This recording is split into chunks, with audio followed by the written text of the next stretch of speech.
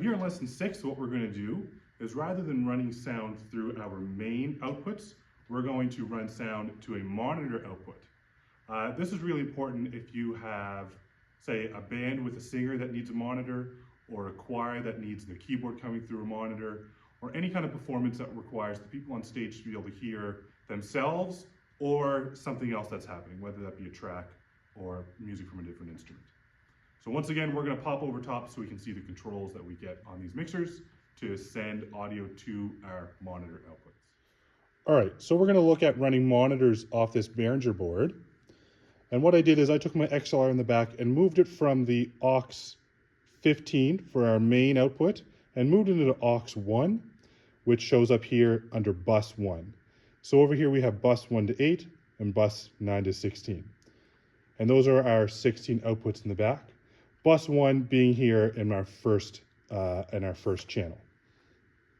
So what I need to do on this board, and setting up monitors is a little bit different on every board, and this one has a couple extra steps, but once you get used to it, it's really not so bad. So we need to select channel 1, then we click on this button here, Sends on Fader. And when we click that, now we control over here which channel is being sent to aux 1. So now that this button is flashing, I'm going to unmute channel 1 and turn it up. So that means I'm sending this much signal to aux 1. If I want to have a few channels in there, but I know that I'm not going to have as much as channel 1, I can leave those down a little bit. Or if I want to have them more, I can turn them up higher. But you need to unmute and have the slider up to show that you're sending signal to channel 1 or whichever aux channel aux output is selected over here.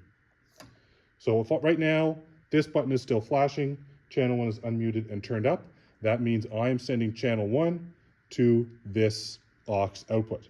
So I can click on this button again, and now I'm going to try that out. So I'm going to unmute channel 1, and I'm going to unmute bus 1 or aux output 1, check, check, check, and as I turn this up, check, check, check, check, check, you can now hear me out of the speaker. So that's my voice coming out of monitor 1. Now that we have our things plugged into the 1/4-inch aux output 1 jack on the back, we're going to send channel 1, my input, to aux 1 on this mixer. So over here, we have aux 1 through 4, and these control these meters to show me how much level is being sent to each aux. So if I click aux 1, I have channel 1 being sent to aux 1. If I want some of 2, I can turn 2 up. If I want some of 3, turn up, and so on and so forth. And that's an easy way to visualize how much signal is being sent to each one of those monitors. So if I know my aux 1 is, say, for my guitar player, and they want to have a little bit of each channel, I can do that. So I'm going to turn these other channels down, and I have some channel 1 signal being sent to aux 1. So I can unmute and turn this up, check, check, check. Now I need to go over here to aux 1, unmute it and turn it up, check, check, check, check, check, check, check. And now you'll hear me coming out of the speaker. And that is what we use for our monitors on this PreSonus board. Now to plug in a monitor to our small Behringer board here, we need to look at where our output is for monitors.